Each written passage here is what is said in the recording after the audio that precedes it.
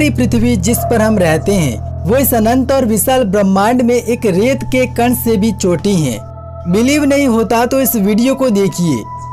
ये हमारी पृथ्वी है और ये हमारा सौर मंडल है।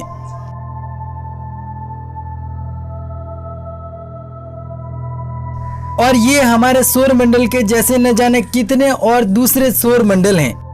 और ये हमारी आकाश गंगा है। और यहाँ पर ऐसी अनगिनत आकाश गंगाएं हैं।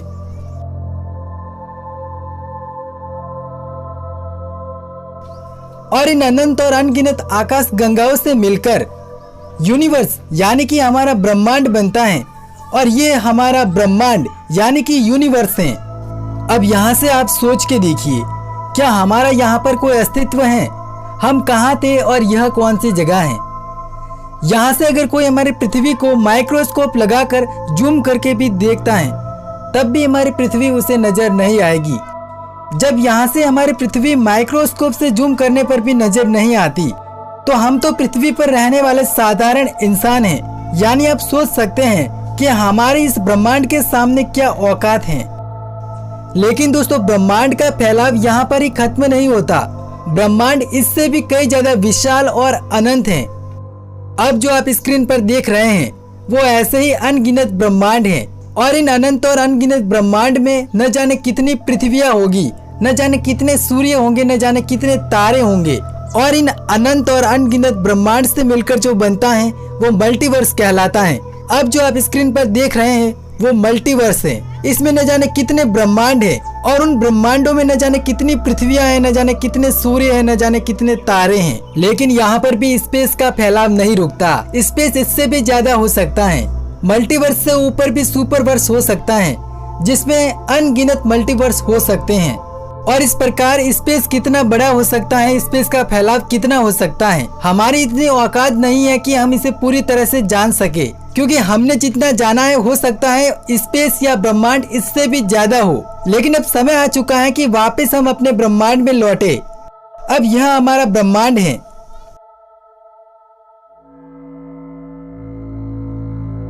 अब हम पहुंच चुके हैं हमारी आकाश गंगा से होते हुए हमारे सौर मंडल में। और यह है हमारी धरती।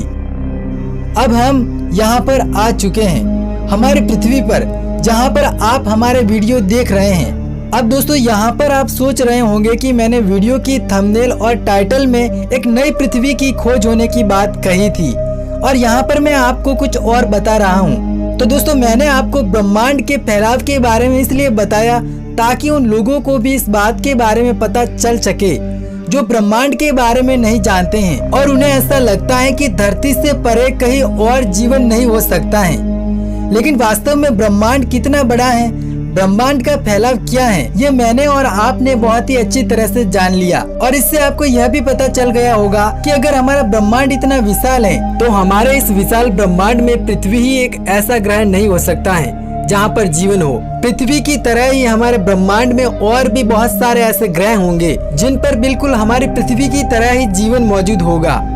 अब बात करते हैं नई पृथ्वी के बारे में जो वैज्ञानिकों ने हाल ही में खोजी है। लेकिन दोस्तों, उससे पहले आपसे एक छोटी सी रिक्वेस्ट करना चाहूँगा कि अगर आपने अभी तक हमारे चैनल को सब्सक्राइब नहीं किया है तो आप हमारे चैनल को सब्सक्राइब कर ले, साथ ही बेल नोटिफिकेशन को भी ऑन करें।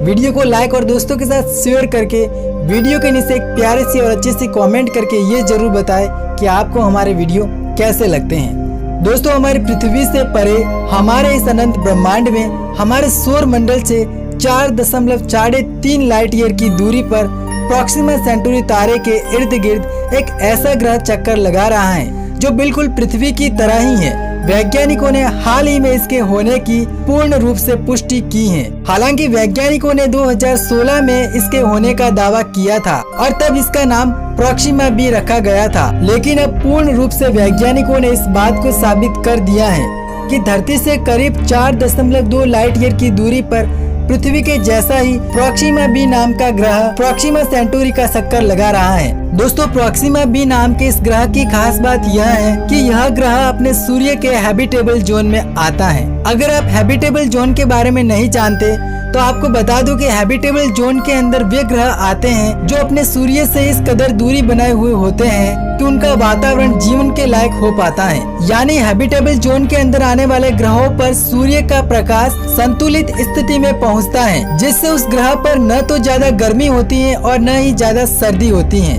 दोस्तों प्रोक्सिमा बी नाम के इस ग्रह का द्रव्यमान धरती से 1.17 गुना ज्यादा है और यह ग्रह अपने सूर्य का चक्कर लगाने में 11.2 दिनों का समय लेता है। दोस्तों वैज्ञानिक कहते हैं कि हमारे सौर मंडल के सबसे नजदीक यही एक ऐसा ग्रह है जो हमारे पृथ्वी की तरह ही है और इस पर जीवन भी हो सकता है, क्योंकि इस ग्रह की कंडीशन जीवन के लायक है। ऐसे में मानव बस्तियां बसाने के लिए भविष्य में यह ग्रह बेहतर विकल्प हो सकता है। दोस्तों प्रोक्सिमा बी नाम के इस ग्रह पर अपने सूर्य की हानिकारक एक्स किरणें गिरती रहती हैं। ऐसे में वैज्ञानिकों को यह पता नहीं है कि क्या इस ग्रह का धरती की तरह ही अपना खुद का वातावरण है या नहीं, जो इसकी अपने सूर्य से आने वाली एक्स किरणों से रक्षा करता हो। लेकिन दोस्तों जो भी हो, हमारे सौर मंडल का सबसे नजदीकी और जीवन के लायक अभी तक ज्ञात ग्रहों में से यही एक ग्रह है जो कि भविष्य में मानव बस्तियां बसाने का बेहतर विकल्प हो सकता है। आपको क्या लगता है जरूर बताएं।